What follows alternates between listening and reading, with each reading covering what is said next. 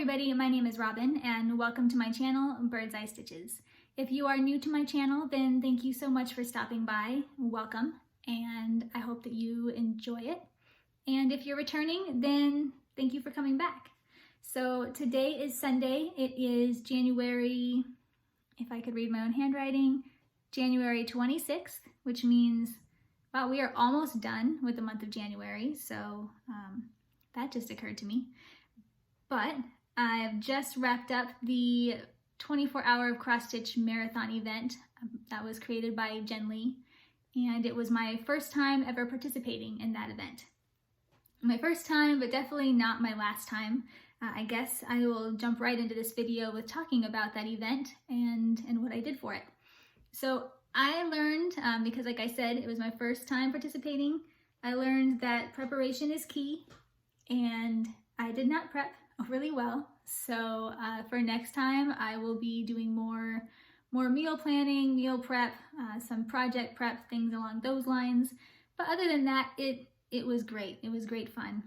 I put in only 2 hours of stitching on Friday. You know, I did work on Friday, so I didn't want to stay up very late because I wanted to get an early start on Saturday.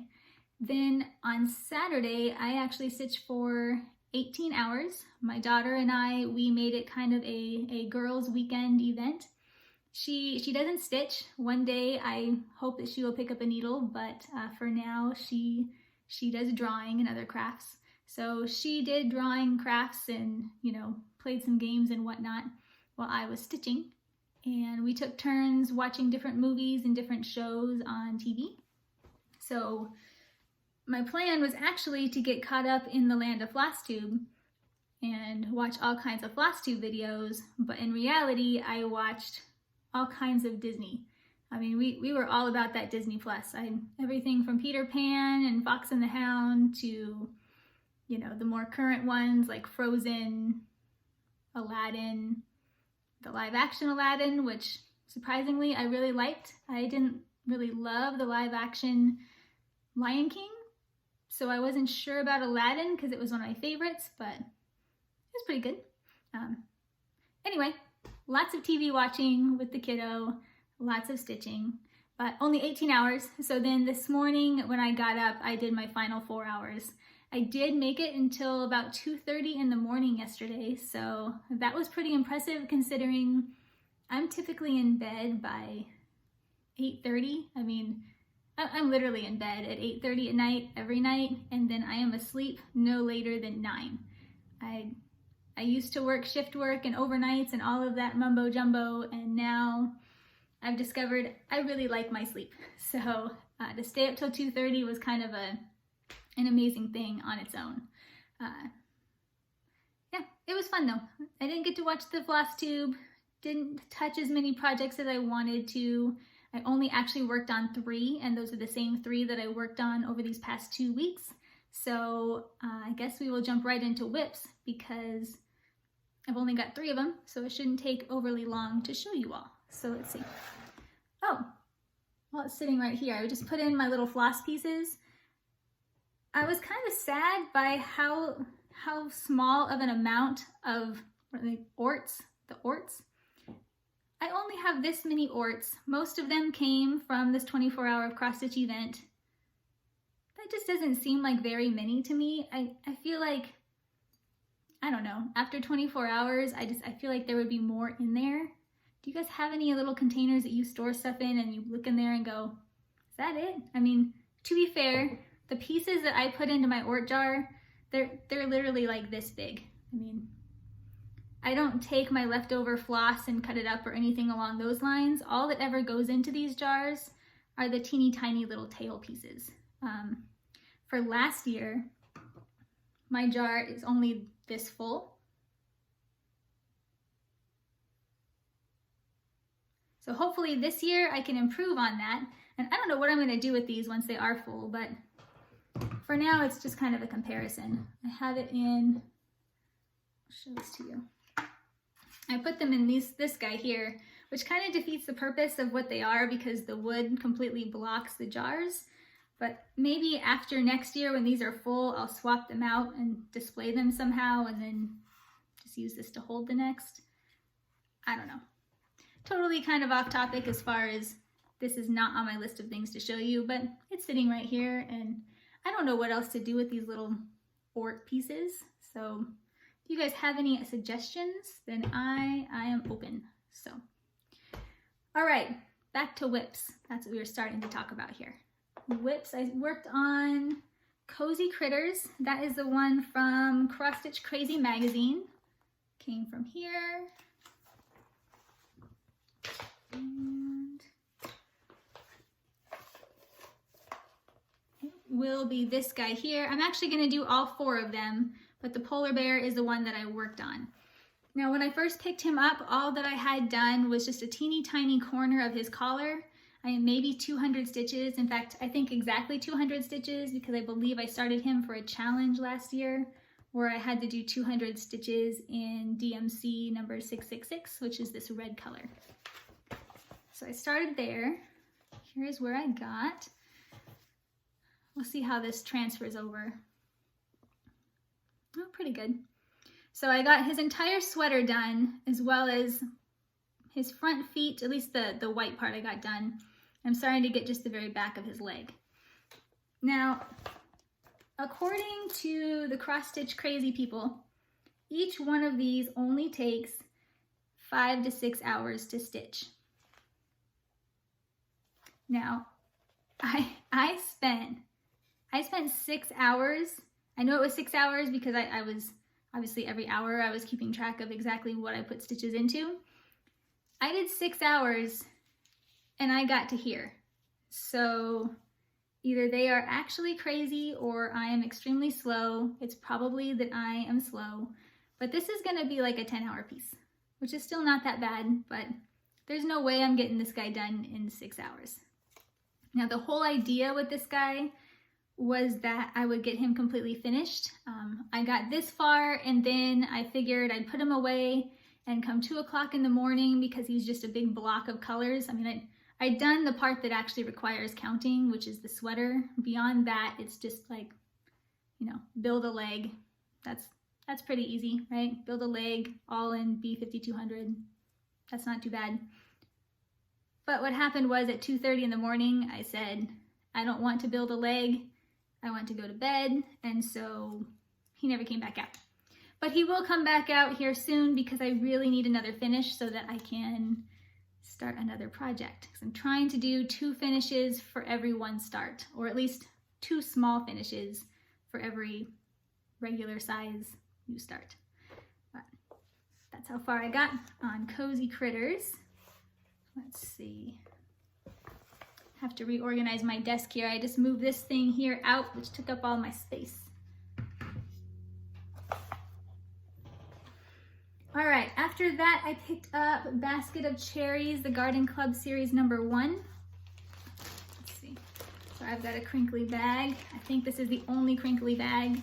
We'll see. Will look like this. And when I first picked it up, I think I showed this to you guys in the video last week. I had a chunk of the bird done. I had the red part of the cherry baskets, or of the cherries in the cherry baskets done. I only had, the Gentle Arts Ruby Slipper color. I had all of that part done in the basket and just a couple little small things here and there. So I hadn't gotten overly far. Did make some good progress. Here's where I'm at now.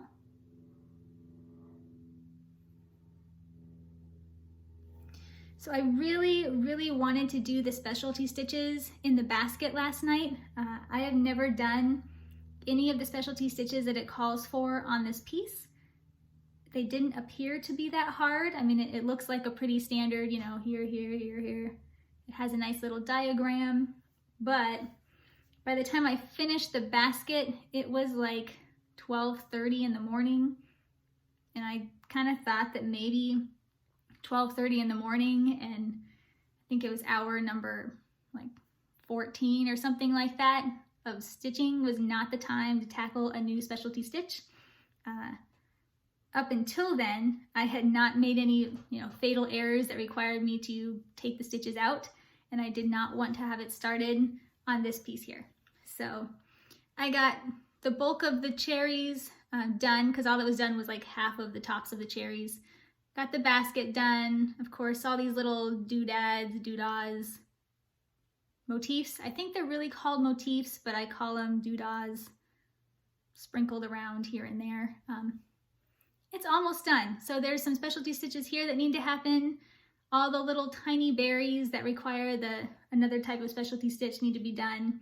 And then I've got a couple little pieces left, like a cherry here and odds and ends, but not that much more work is happening on this piece.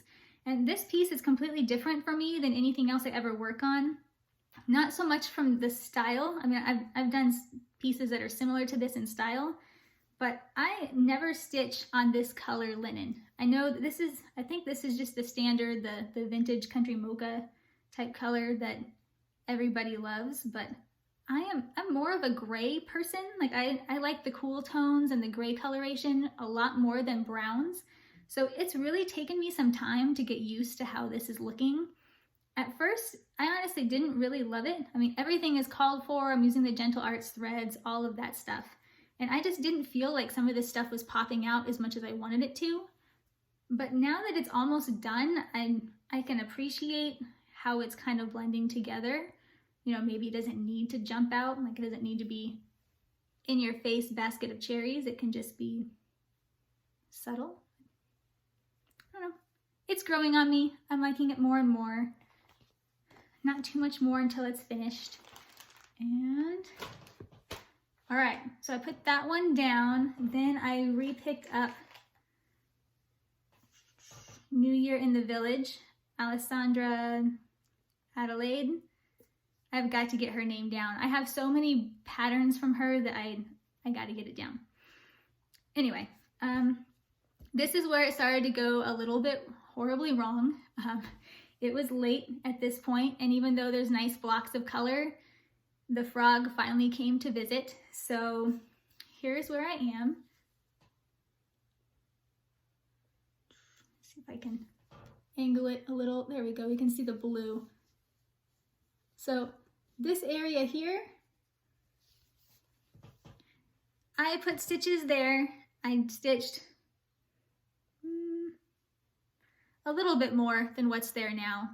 Then realized that I don't know what I was following. Like my counting was clearly like cross-eyed counting or something, because the shape that I was left with was more like almost like a balloon. I mean, it was nowhere near correct. Like somehow like I did the wide stitching up top, and I don't know what I did. So I had to frog all of that. And then I came back in and put this much back in. So that was like an hour and a half, semi-wasted, but that's what happens when you're stitching in the middle of the night and for 18 hours straight. I also did all of this fill-in corally color and some of this house here, some work in the door. Slowly but surely, we're gonna get through this piece. I mean, I love this piece. It's gonna be gorgeous when it's done. I don't know what the heck I'm gonna do with it. Frame it and probably just leave it up all year round because I like it. Even though it doesn't really match my house, but oh well, I'll make it match. But I thought I would have this done 2 years ago when I started it. I mean, it's not a hard piece. It's big blocks of solid color. There are some areas where there's some gradual color changes, but it is not confetti heavy at all. So in theory, this should be quick and easy. Although I discovered, you know, from the Cozy Critter magazine that told me I was supposed to have that entire thing done in 6 hours, and I was halfway done in 6 hours. I just don't think that I'm as fast as, well, we're never as fast as we want to be. I mean, we still enjoy it, and I don't want to change a thing about it, but at the end of the day, you always look down and go, is that it? I feel like there should be more. I don't know. But this is getting somewhere. The blue house is turning into an actual house at this point, so I'm happy to see that. I did have to pick up a couple skeins of floss for this guy. I don't know if my plans were to swap the colors out or if I just meant to buy them and never did. But when I did repick this up, I realized that I was missing a couple of colors, and I was gonna pull from stash, but I just don't trust myself unless I'm sitting there from the very beginning laying all the colors out to make any type of a color swap. And I also couldn't tell if these colors were used somewhere else in the pattern, and so I didn't want to swap it at that point. So all that I really have for haul, this leads me right into haul, is just those 3 skeins of DMC. So I'm not going to show those to you, but I am participating in Stitch from Stash, and knock on wood, so far all I have purchased is 3 skeins of DMC. So I round up, so I have only spent $2 in the month of January. I have given myself a $20 budget, and I've had 1 finish. I hope to have 1 other finish. So I don't know where I'm at money-wise, but I know that I have done well in not spending. So I'm very proud of myself in that. However, that will change. So on my next video, you will see a tiny bit of haul. I've been watching a few videos here and there, and of course I've been influenced, as we all are. I see people working on their HAEDs, and I would like to jump on the HAED bandwagon. I don't know that I will start the HAED this year because I need to purchase it and kit it up and all of that good stuff. So it wouldn't be anytime soon, but I have been online looking around at different kits, and I will be choosing one over this next week. So I will have something purchased by the next video. I've been looking for a SAL. I've never participated in an actual, like a mystery SAL before. I was looking at the linens and threads one. I know tons of people are doing that one, and I realize it's already started, but I really like that you can choose your own colors on that one. I might join in on that, even though I know I wouldn't be joining until like March, so that's gonna put me more than a little bit behind, but it looks like fun. If there's any mystery SALs that you all are participating in that you're enjoying, feel free to leave a comment and let me know. As I said, I'm in the market to start one in February.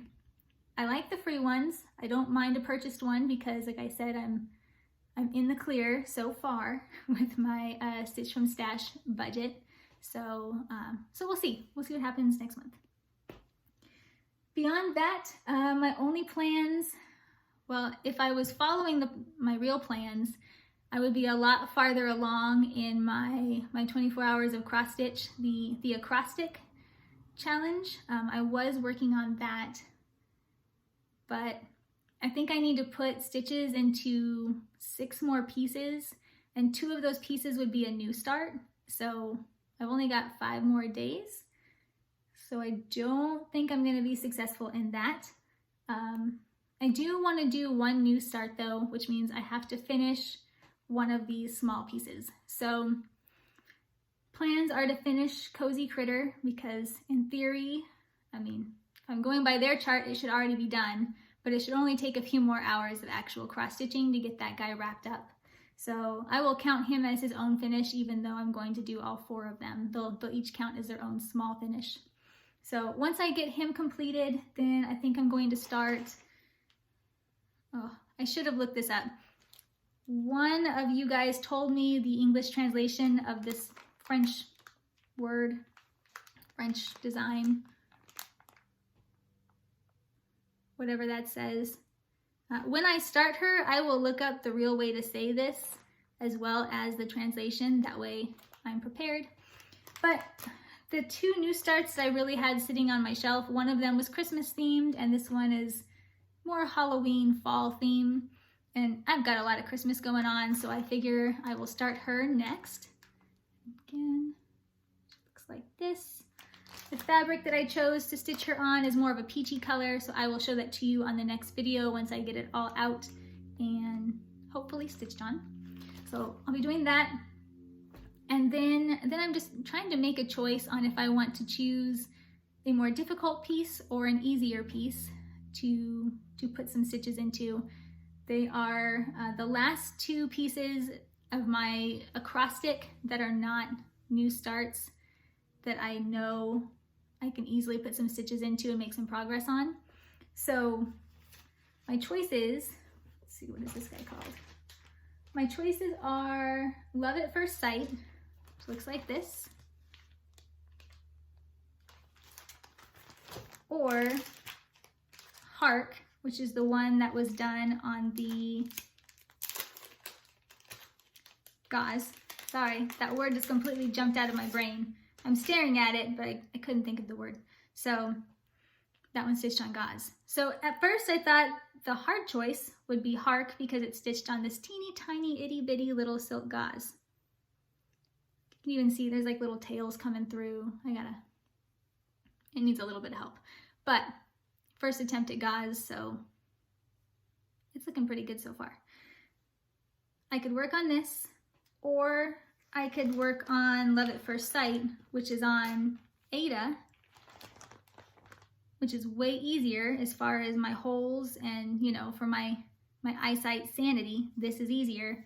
However, this is an old kit that I found that I started, you know, 10 plus years ago. So not only would I have to figure out where I'm even at in the chart, I mean, I have stitches here. They actually look pretty good. I mean, I don't know when I stitched these, but they look nice and even. I mean, even the back isn't terrible. In fact, I may have been a better stitcher 10 years ago than I am now. This is pretty nice. Anyway, the thing I don't like is I don't like this fabric at all. I mean, I'm not against Aida. In fact, well, you saw I have a project currently on Aida, and I have a couple projects that I'm stitching on Aida just because that's what I used to use and I have it on hand, and there's absolutely nothing wrong with it as long as it works for the project. But this Aida it came with this kit and it feels like it is like sandpaper. I mean, it is not soft.